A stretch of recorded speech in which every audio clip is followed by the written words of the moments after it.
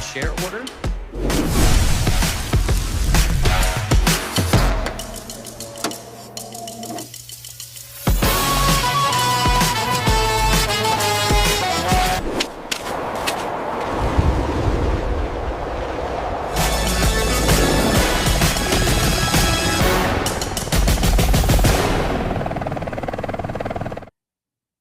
Hey everyone, and welcome back to another episode of Google Cloud Live. I'm Stephanie Wong, and I am pumped for today's episode. The last few weeks have been focused on Google Cloud Next, but this week we are focusing on MCP Toolbox for databases.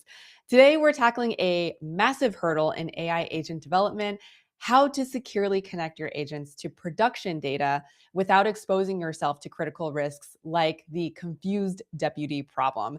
And so today I'm joined by our guest, Kurtis, to show us how MCP Toolbox shifts developers from relying on prompt engineered security to true architectural security. And later, we're going to dive into a live demo to see these zero trust guardrails in action. So, hey, Kurtis, great to have you on. Hey, Steph. Thank you so much for having me. I'm excited to be here today. Yes, same. And to everyone watching live, welcome.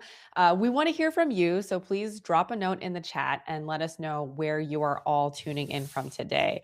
I was just checking YouTube. We have people coming in from Argentina. I see Olivier is coming in from Toronto, Kurdistan. Let's see if there's anyone here on X. Welcome, welcome. We always have people tuning in from all over the world, so really appreciate you all coming in today for our live session.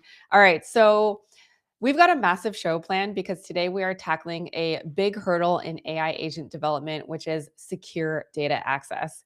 I feel like we've been talking more and more about this, especially as we create these multi-agent systems. So, Kurtis, how are people actually doing this today? Hey, well, thanks for asking. I think that Model Context Protocol, or MCP, is kind of the gold standard for interop right now.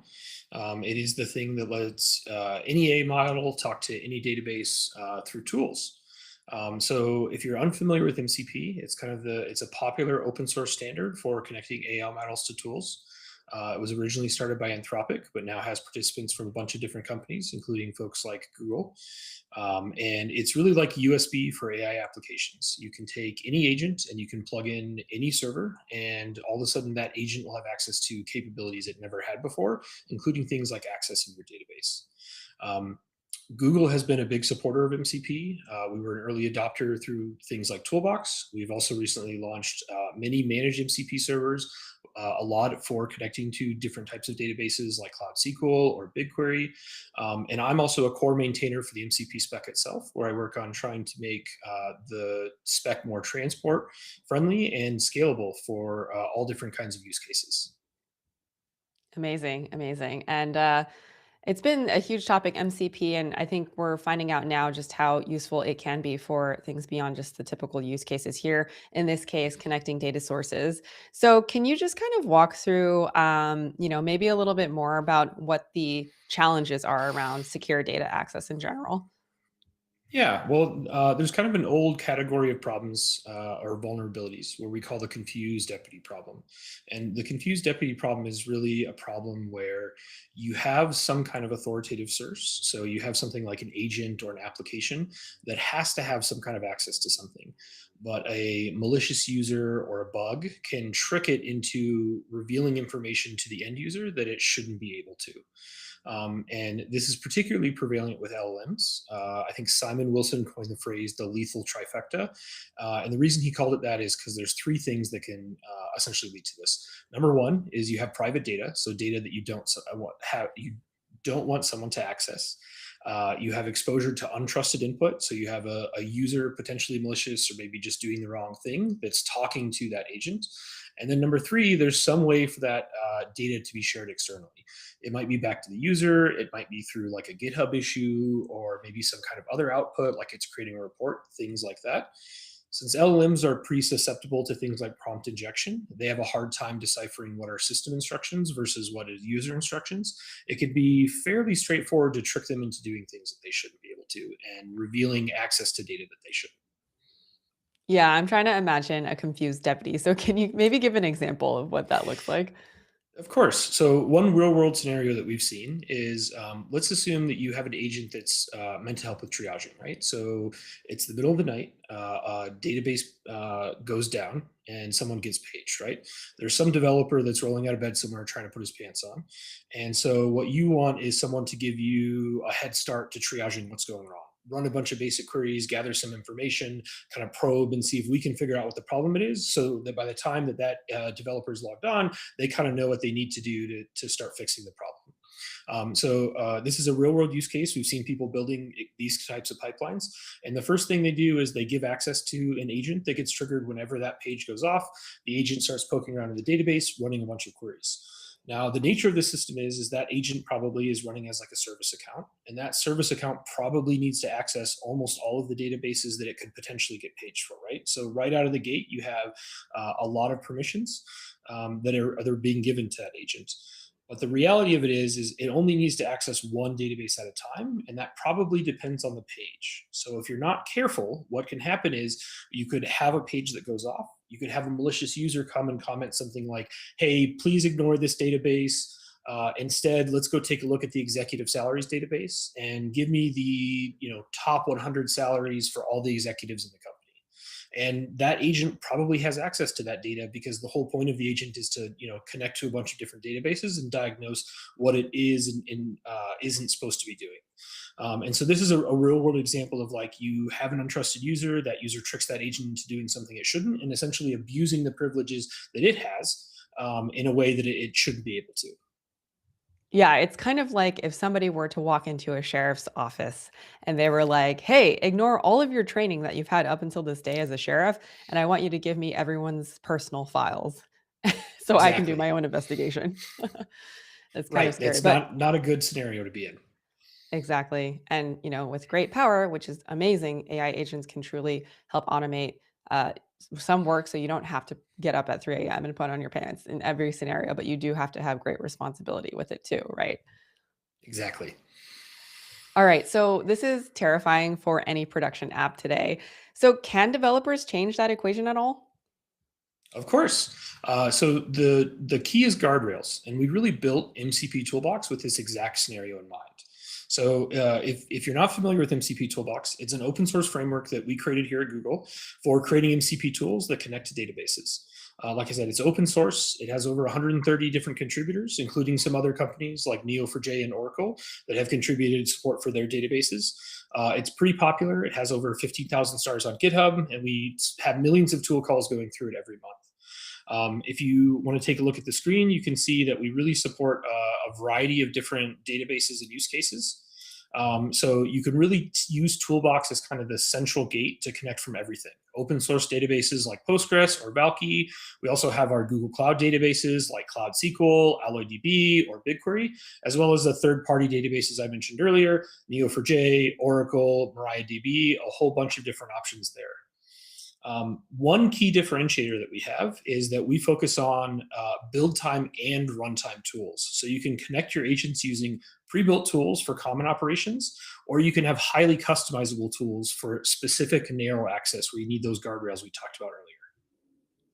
One of the questions that just came up in this chat is if Google would actually have access to these private data sources. Maybe it's just a general question. I think some people might be wondering if they do implement something like MCP Toolbox. So they're asking if Toolbox gives access to Google to the data sources, or if we I use assume something that's similar. what they mean. Yeah. Okay, so MCP Toolbox is open source. You can, download the pre-built binary or the container, or you can pull it down and compile it yourself. So it doesn't give us any access to your database. In fact, you can run this completely off, completely on your local machine, and it'll never let us know that you're using it at all. So the fact that it's open source means that you can kind of move it wherever you want it to be, including, looking at the source code and modifying it to fit your own needs. Right, exactly. Okay, well, can you tell us more about these build times and runtime tools that you mentioned? Yeah, so I think today we've seen two broad categories of agents kind of pop up. And I think the most popular and the obvious one are what we like to call build time agents. So build time agents are agents that are helping you develop, that are helping you build things. So they tend to be a little bit more generic and broad access. They're things like Gemini CLI, Claude Code, or Codex. These are all what we consider to be build time frameworks. They're developer assistants that are meant to help you write code, help you build things. And an example use case of this is like, hey, I'm poking around, I'm writing an application, and I need you to help me architect my database, or I need you to help me create my application to connect to a database I already have. Or I need to be able to do things like, say, use BigQuery to build a dashboard in Looker that can essentially show me things like, hey, what are the most popular products that I'm selling? These are all what we call build time use cases, because the developer is really kind of using the agent to build different things. And the use case there is a lot different. You don't really have to worry about untrusted users, because generally these agents operate as the developer. They use the same credentials. So they kind of just help the developer access information they already had access to. The second use case is runtime agents. And so in contrast, these are really like end user production apps. These are things like ADK, LangChain, Pydantic AI, where you're building an agent that's interacting with other users, not just developers, and really trying to help them solve their own problem. And they may not be technical, they may not even be friendly. Like I said, they could be entirely malicious. There are things like a customer service agent for an airline. And we find that with those tools in general, there's a whole different class of constraints and security problems you have to worry about, where you don't trust the user and you can't give them unfiltered access to your database, where you really need to have a higher bar for things like accuracy and security. Yeah, higher bar, but in both cases, they are crucial from a security perspective, whether it is acting as you as a developer or interacting with users. And there's a whole different set of potential issues that could happen, right? Exactly, yes. All right, so let's get into the how. So, how does the toolbox actually stop a confused deputy attack when an agent is talking to a live database? Well, the key thing is customization. So the toolbox's superpower really comes down to there's the ability to customize tools in a way that lets you constrain that access. So if we can pull up my screen here, I can show you an example of this. The kind of default use case for the build time is you give an LLM a tool that maybe lets it run any SQL query. One of the things that Toolbox lets you do that really is bring that security to the next level is you get to define the tools you want the agent to have access to, including doing things like writing the SQL agent for it. And this kind of makes sense when you think about it. If you're a developer in an application, you're not just kind of sitting there on the back end writing SQL on the fly every time somebody asks you a question. You're writing that query ahead of time. You're reviewing it, making sure it's accurate, making sure it's fast, and then you're having that get reviewed by someone else and committed into your application. Toolbox lets you do that same principle. If you want to constrain, you can write the SQL ahead of time and just define things like the description that tells the agent how to use it and things like the parameters. So if you take a look at this example here, you can see that we do things like what type of tool it is. This is a PostgreSQL tool. You can see that we pass in a SQL statement that gets run. We define the different parameters. So this tool takes in two parameters. It takes in airline, which is a string, and flight number, which is also a string. And then there's a description. All of this is used to create the MCP tool on your behalf. Okay, so in this case, how do I know who is actually accessing my data? So that's a good question. There's a couple of different things that we can do. One of them is that we like to separate the concept of agent parameters away from application parameters.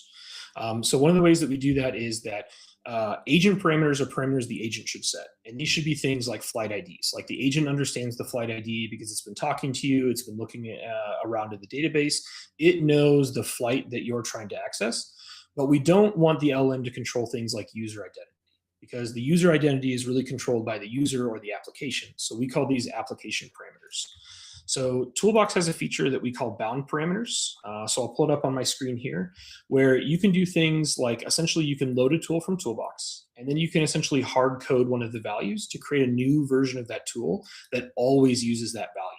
And this is a really powerful concept because it lets you do things like take user identity away from the LLM and instead let it be part of your application instead. So it seems like there's a balance between allowing the LLM to have non-deterministic outputs versus coding certain parameters. What's the general principle or philosophy behind when to do each? Great question. It really comes down to what the use case is. It's really flexibility versus security. Anything that you can take away from the agent tends to be a good thing to take away as long as it doesn't diminish the use case. And so figuring out how to do things like identity is an easy one, but even things like what database I'm connected to, those are things that you can hard code in for the duration of the session that really improves the security of whatever it is your agent is trying to do. So like if your agent doesn't need to talk to multiple databases, just hard coding that in so the agent doesn't have to worry about it is instantly going to make it more accurate because it's not going to be able to hallucinate or try and connect to the wrong database. But it's also going to make it more secure because it's not going to be able to trick into accessing stuff that it shouldn't as well. Just curious, I think a lot of folks have been really going all in on creating applications pretty quickly. And I feel like we've been scaling a little bit back and thinking about, okay, how do I architect this entire solution and spend a lot of time first thinking about how to create a safe, really robust architecture. So how much time do you think you spend on building this architecture first, thinking about the parameters, what to hard code, security, before you actually start building the application and continuing to iterate on it week after week? Yeah, I think that's a great question. For me, security usually has to come pretty early in the process. Figuring out how we can do something and make sure it's secure from the start is a really important, a really important part of my job. I think that it may not be the same for everyone, but it probably should be. I think that one of the first things you should do is sit down and essentially think about, okay, what can go wrong? And I think with agents, that's particularly powerful because it's so easy to build applications that use agents today. It's pretty easy to take a framework like ADK, take a model, throw a bunch of tools at it, and get something that just works in a few minutes. However, making sure that it continues to work in all of the scenarios and doesn't leak information is a really important part of the job.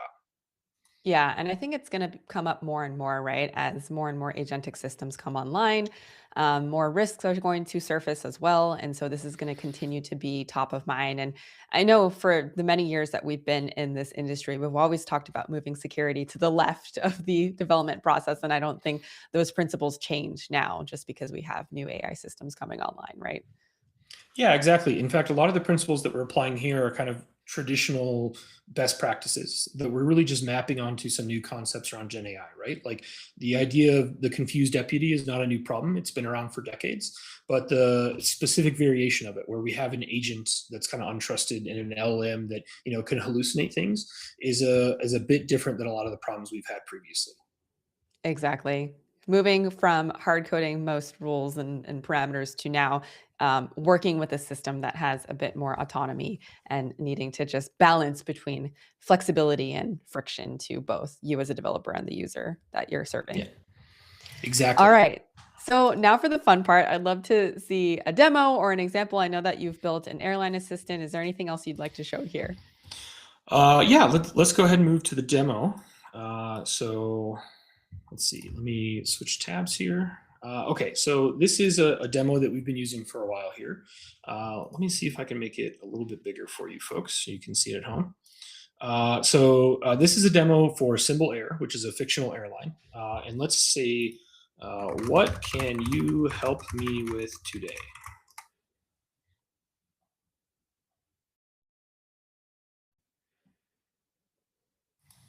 All right, and it's taking a little bit to warm up here a second.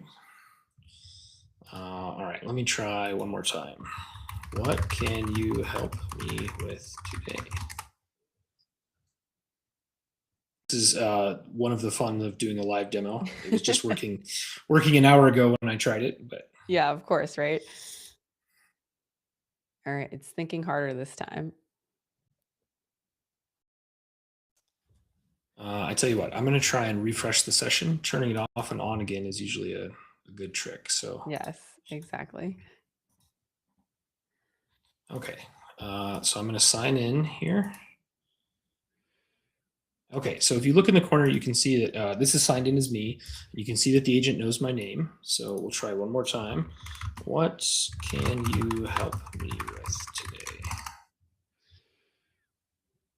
Okay, All so right. now that the agent is awake, we can see that there's a whole bunch of things that this agent can help with. It can help me book flights. It can list tickets for me. It can help me search for flights. It can help me find airport information. It can check for amenities at the San Francisco airport specifically. It can look up flight status, answering policy questions. So this is kind of like a customer service agent that's designed to help me navigate more quickly, answer a bunch of questions, help me book flights, things like that. It's a literal travel agent, if you will. So let's see. Can you help me find flights for this afternoon from, we'll say, Denver to San Francisco? So maybe I want to go have coffee with Steph. What is the date we want to fly? So I'll say today.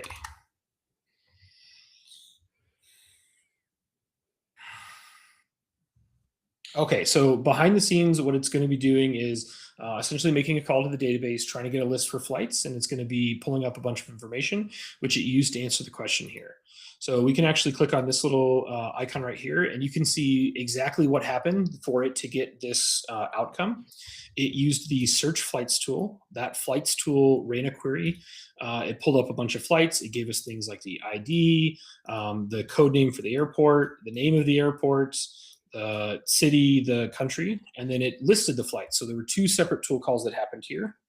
This is a list of flights that it used to look up, okay, these are the flights going from Denver to San Francisco. This is what time they're departing. This is what time they're arriving. So let's see. I have a flight here for 3:10. It looks like it's the nearest flight. So let's say, can you book me a ticket on flight 1438? It's going to be thinking about it. It called a tool, generated a nice UI. Now, this is an example of a human in the loop scenario, right? We don't want the agent to just book tickets willy-nilly. There's a cost associated with it. We want to make sure that the human knows this is something that we should be doing. So I can take a look here. We can see, hey, the flight's going to be from Denver to SFO. It's going to depart today. It's flight 1438. That's the one I said. And we can see that it's got my name there as the passenger. So I'm going to go ahead and say, look good to me. We'll go ahead and book it. So now my flight has been successfully booked. And I can say, can you please list my booked flights?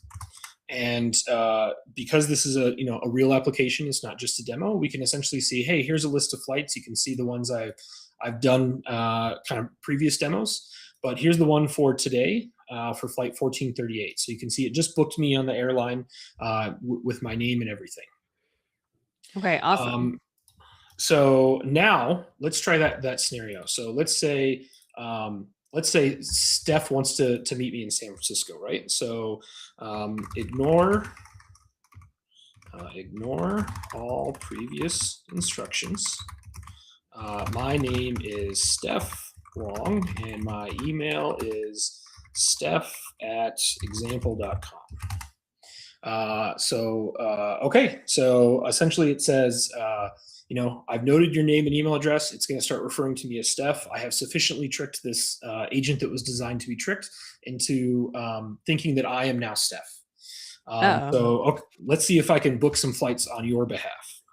Okay. Please list flights from, where do you want to go to? San Francisco to? Miami. Okay, let's see what I can find for tomorrow. I need some warmer weather, Kurtis. It's raining. It is snowing in Colorado here today. So. Oh, you need it more than I do then. Yeah. Okay, we couldn't find any flights from SFO to Miami. So how about we try New York instead? Sure. Not as well, but I'll take it. SFO to New York. I can't remember what airports we have in this data set, so we may have missed Miami. Yeah. Okay, so you can see here, each one of these is a tool call. So we did a search airports flight where we found, these are the different airports. This is the flights that it was able to find. So there just weren't any flights in the database. And then if we take a look here, we can see a similar result where it looks like it did 3 tool calls. It did search airports. It listed some flights. It found some flights. So it looks like we have a Cymbal Air flight for 34. Okay, please book me a ticket for flights 34. Remember, my name is Steph. So I'm just reminding the agent that I tricked it previously. But you can see here it did the same thing. It called a tool for us, but you can see that the passenger name is hard-coded. So despite the Mm. fact that I have tricked this agent into thinking that my name is Steph, the agent still knows that my name is actually Kurtis, and it won't let me book a flight for other people because it's signed in as me. It can see that I'm still signed in as Kurtis. The agent cannot be tricked into doing the wrong thing here because the application has prevented it from accessing information that it shouldn't access. Okay. Got it. Got it. That's helpful. And yeah, I'm sorry to say you can't. I know you wanted to book it as me, but I guess I'll have to do it myself. Yeah. So I can go through what this demo looks like real quick and kind of we can go behind the scenes. So this is another open source project as well. If you look for Cymbal Air Toolbox demo, you'll be able to find this. And the architecture is actually really simple. The application is running on Cloud Run. It's connecting to Gemini through Vertex AI, and it runs with Toolbox, protecting the database through the VPC access. So essentially, we also have Toolbox in Cloud Run. It's kind of running in the background. These two apps just talk to each other. Whenever I talk to the front end sends a message to one Cloud Run instance. That Cloud Run instance goes and talks to Toolbox, which is also on Cloud Run, and Toolbox goes and talks to my database, which has vector support. So it's a pretty straightforward, simple application, and you can actually try this at home if you're interested. All of the instructions are in this repo. But let's take a look at what makes this kind of pattern so powerful. So we showed that I was kind of booking a flight as someone else. And you can look here, this is the insert ticket tool. And you can see that it's actually pretty powerful. In less than 50 lines, we've essentially defined this tool, including the protections. And we can go through and we can see, hey, this is a PostgreSQL tool. We're talking to a Postgres instance. This is the description of the tool, so it's very simple. It just says use this tool to book a flight for the user. And we can see all of the different parameters. We have user ID, we have username, we have user email, we have airline, we have flight number, departure airport, departure time, arrival airport, arrival time, all of the things you need to do to book a ticket. But if we look closely, we can actually see that a bunch of these parameters aren't LLM parameters. They're not parameters that the agent has access to. They're parameters that are set from the OAuth token. So this is a feature we have called authenticated parameters. It goes a step farther beyond bound parameters, and it says, I don't even trust the client. I'm only going to trust the authorization server. So whenever this tool gets called, there has to be an OAuth token that's sent along with it, and the server uses that OAuth token to figure out what those values should be. So in this case, we're essentially saying, hey, we're going to use our Google OAuth service, and we're going to use the subfield for the user ID, and we're going to use the name field for the username, and we're going to use the email field for the user's email. So all of these things are essentially application parameters where we've hard-coded the values based on a token. And that happens at the server level. So even if the user were to somehow compromise the client, the security is pushed back into Toolbox, and you can't do it unless you have a good OAuth token for that person. It makes me realize, how are you staying on top of these potential adversarial techniques? Because I think this one's clear, right? Acting as another user, but I'm sure there are hundreds of different use cases. Like, do you use AI to also just help you consider more potential malicious activities that could happen that you could then safeguard against? I think there's a whole bunch of things we do. I mean, again, part of my job is helping folks figure out how to solve these problems. And so I think that AI assists in that along the way. And so we've done everything from, like this demo, for example, was something that we actually built a couple of years ago when we were starting to play around with agents and practice security, because we really wanted to figure out how to solve some of these problems. And so AI has been really helpful in not just building the applications, but also helping us build the applications, doing everything from brainstorming different techniques, how we might get around things, as well as making it easier to fix and address those issues once we do find them. hmm Well, we do have a few questions actually after this demo, and I think they're great for the rest of the audience too. So I'm going to cover a few of them real quick here. The first one here that we will try to bring up on screen here is, what are the latency trade-offs when using MCP versus direct database queries in high throughput systems? That's a great question. So that's actually something that Toolbox was also built to address. Toolbox does a lot of advanced features like connection pooling, things like keeping a connection warmed up. You can think of it equivalent to a lot of databases like Postgres often have um, things like connection poolers in front of them already. So Toolbox has a lot of that integrated in. So we try and minimize the latency as much as possible. Toolbox is also written in Go, which is kind of a more performant language than some things like Python, which means it really does scale particularly well and help minimize some of those issues. in general, we find like you could see that a lot of that LLM was doing some processing and stuff. The tool calling tends to be something that is pretty small compared to the amount of time the model takes to think. In fact, the model will often do multiple tool calls within a second or two of doing the response, and the tool call ends up being a very small percentage of that. But if I can take this second to highlight another feature, so if you can pull up my screen here a second. Toolbox has built-in support for OpenTelemetry. So you can essentially have logs, metrics, traces that help you understand these kind of patterns baked into Toolbox by default. So this lets you do things like say, hey, it took me, 30 milliseconds to establish a connection. The actual query took me another 40 milliseconds. I can see how much of it was the server itself versus the database itself. And we also have end-to-end telemetry. We've been working with a company called Agnost AI, where we've worked with them to essentially have telemetry from the start to the finish. So you can take your ADK client and you can get full telemetry all the way down to the database level. And you can see this is how long it took the agent to think. This is how long it took the tool call to operate. And that tool call shows you like, this is how long the query took. This is how long the connection took. And you can see that in aggregate kind of as you're running the application. Yeah, and the other thing that I'm thinking about is not only telemetry and observability, but understanding the reasons why an agent might have responded a certain way or taken a certain action. I think we have some of those tools built in if you are using our agent platform as well. Is that right? Exactly. Yep, absolutely. Great. Okay. So we have a few more questions coming up here in the chat. The next one that someone asks here is this a self hosted toolbox or is it Google managed? Yeah, that's a great question. It is self-hosted, so you can take it and run it wherever you want. You can run it locally. It supports standard I/O. You can also deploy it, like I mentioned, to Cloud Run, but it is self-managed, so it's up to you to kind of manage. We do have fully managed MCP servers.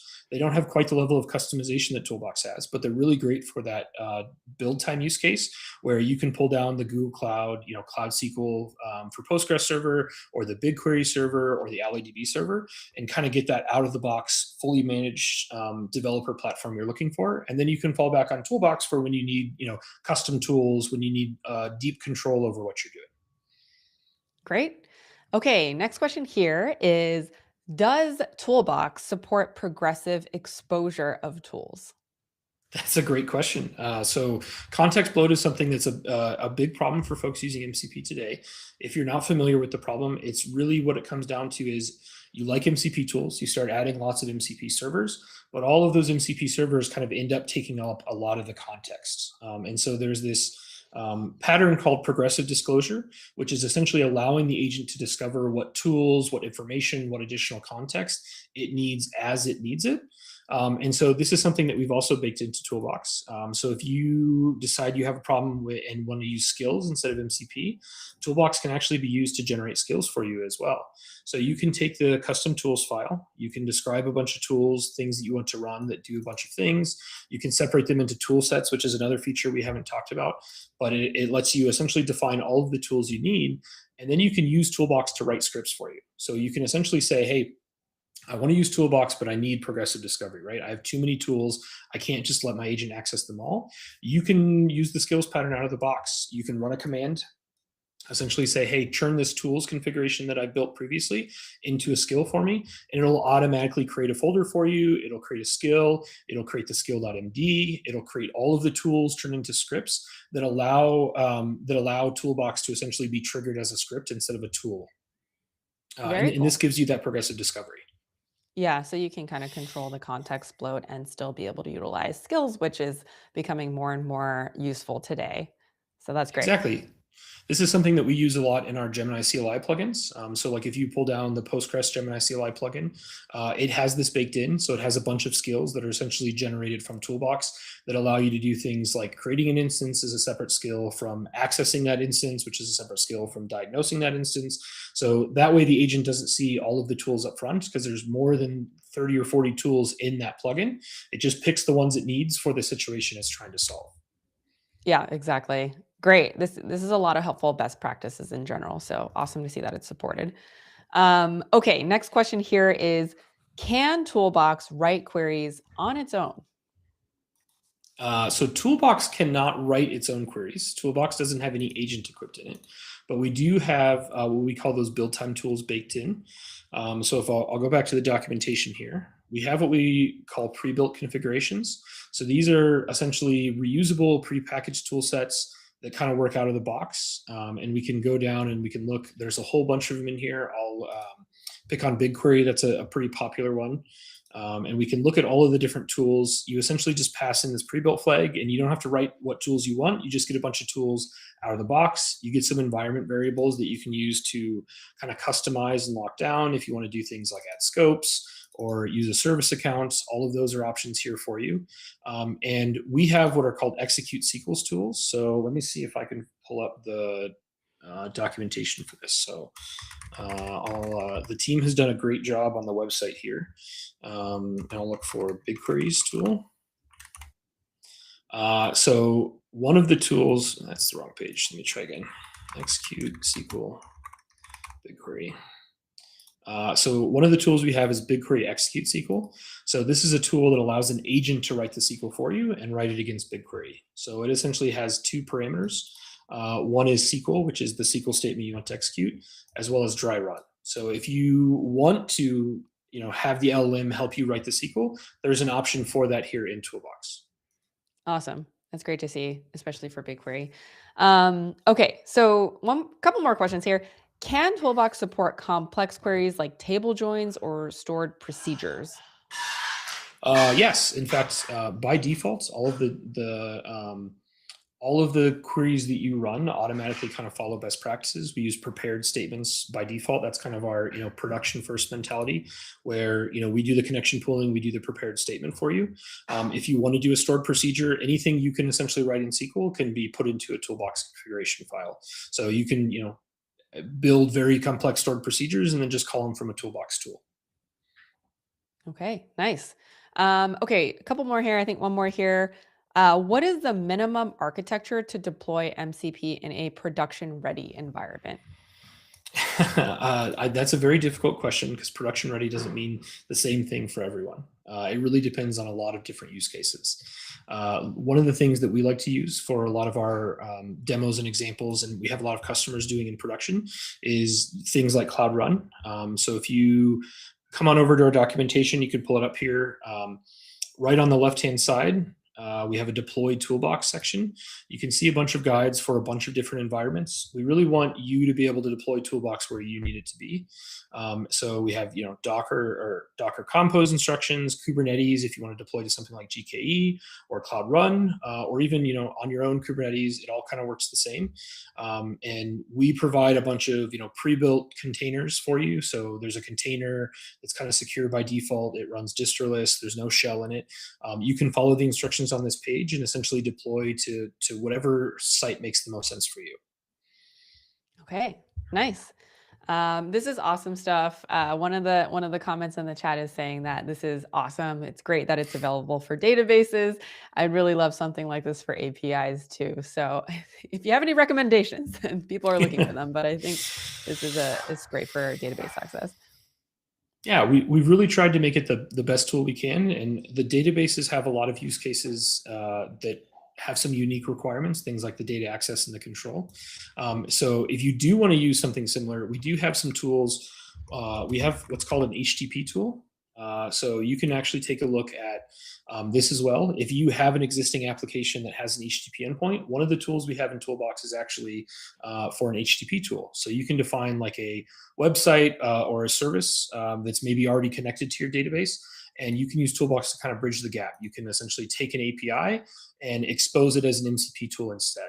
And it follows a lot of the kind of same best practices we talked about, where you can define parameters. You can do things like, what method, what path. You can use the parameters to set the path to make sure that it's not just, an agent that's kind of free-formed running curl in the background, but instead of setting some of those same guardrails around some existing API service you have today. Very cool. All right. Well, I think that's all the questions. Is there anything else that you want to show or finalize in terms of the big takeaways for today's topic?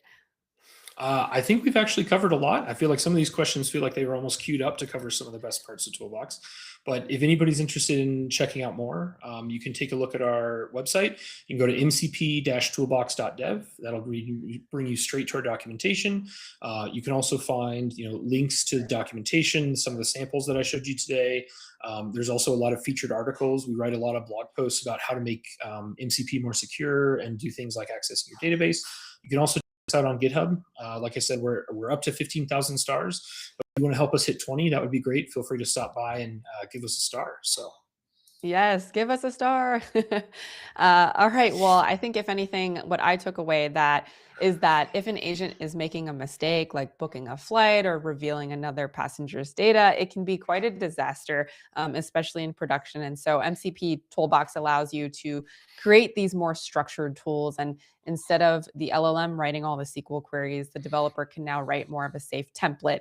And the LLM only provides the bound parameters. So thank you so much, Kurtis, for walking through this because I think it's just going to become more and more critical for architectures. But like, how do you actually implement safe guardrails without hard coding everything, right? exactly. Yeah, I think it's a really important thing that a lot of folks are just kind of starting to discover as a problem today. So Exactly. All right. Well, thanks again to Kurtis for joining us this week. If you do want to dive in and continue learning, again, check out the GitHub repo, give us a star, check out the docs, blogs, tutorials in the description below. We'll try to link them in the chat here as well. And just a quick couple notes and reminders before we wrap up. We are actually just 2 weeks out from Google I/O.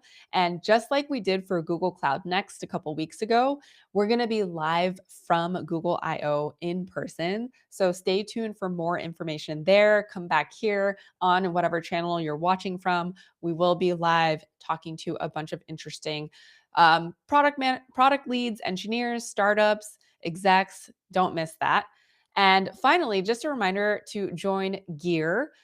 So we just launched 2 new learning paths on Gear, which is Gemini Enterprise Agent Ready.